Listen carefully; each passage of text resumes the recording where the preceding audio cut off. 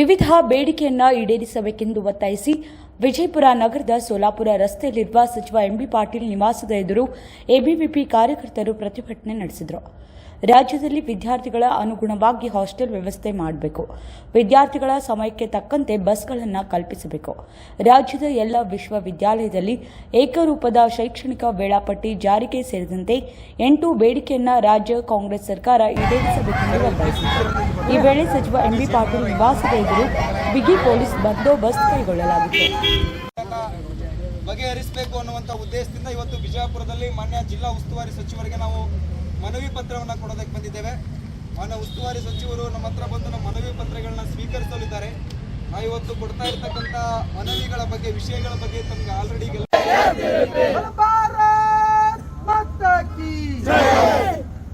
ಭಾರತ್ ಮಾತಾ ಕಿ ಇವತ್ತು ಅಖಿಲ ಭಾರತೀಯ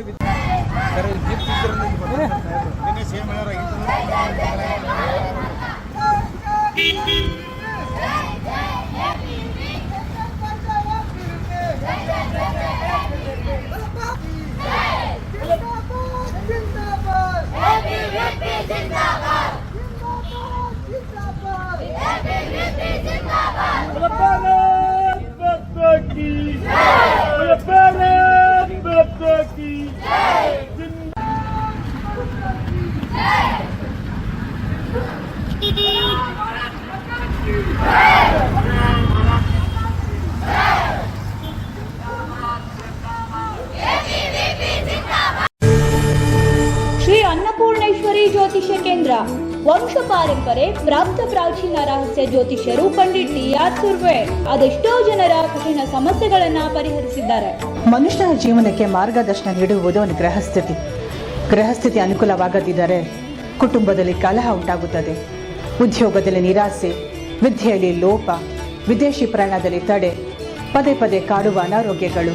ನೀವು ಇಷ್ಟಪಟ್ಟವ್ರು ನಿಮ್ಮಿಂದ ದೂರ ಆಗ್ತಾ ಇದ್ದಾರಾ? ಮಾಟ ಮಂತ್ರ ಸಮಸ್ಯೆ ಇದೆಯಾ?